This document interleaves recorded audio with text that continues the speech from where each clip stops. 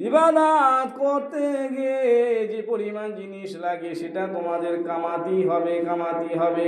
আমি রহমান, আমি দয়াবান, আমি তোমাদের খালেক মালিক। তোমরা ইবাদত বান্দেগিটা মাথায় রেখে সংসারে যা কিছু কাজ কর্ম করো, ওগুলো আমি তোমাদের জন্য আমি নফল ইবাদতে সওয়াব লিখে দিই।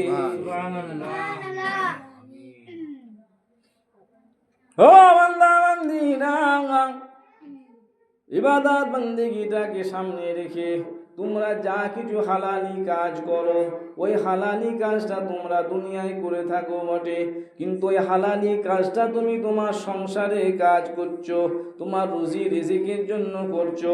একটা চাষি লোক সে যখন লাঙল চষে, সে যখন ক্ষেত খামারের কাজ করে, সে যখন ধান রোয় ধান কাটে, ওইটার রোয়াটা কাজকর্মটা আমি আল্লাহ নফল ইবাদতে সওয়াব দিই। বলো সুবহানাল্লাহ।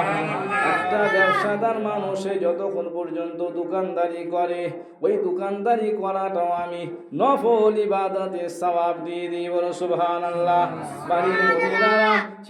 বাড়ির মহিলারা ছেলে মেয়ে দেখাশোনা করে, ছেলে মেয়েদের তত্ত্বাবধান করে, রান্না বান্না করে, পুরুষদের খাওয়া দাওয়া পোশাক আশাক করে, ঘর বাড়ি পরিষ্কার পরিচ্ছন্ন করে, তাদের একটা সুন্দর চলার জীবনের একটা ব্যবস্থা করে দেয়, চলমান জীবন সুস্থভাবে যাতে হয় তার ব্যবস্থা করে দেয়।